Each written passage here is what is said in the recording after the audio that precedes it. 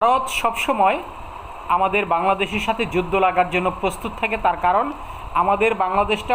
ভারতের তুলনায় অনেকটা ছোট এবং জনসংখ্যার দিক থেকে যেমন ছোট,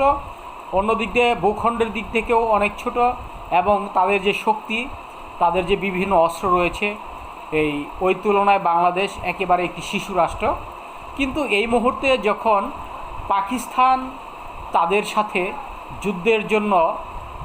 প্রস্তুতি নিচ্ছে, তখন কিন্তু ভারত একেবারে কোণঠাসা হয়ে পড়ছে এবং ভারত ভয়ে আতঙ্কে তারা একেবারে আপনার চুপসে যাওয়ার মতো একটি অবস্থা। পাকিস্তান যদি ভারতের সাথে যুদ্ধ লাগে, তাহলে চীন যেমন তাদেরকে একেবারে অতপ্রতভাবে সাহায্য করবে, অন্যদিকে আমেরিকা এত দূর থেকে ভারতকে সাহায্য করতে পারলেও চীনের খুব কাছাকাছি ভারত, চীন যে কোনো মুহূর্তে ভারতকে উড়িয়ে দেওয়ার ক্ষমতা তারা রাখে সবসময়।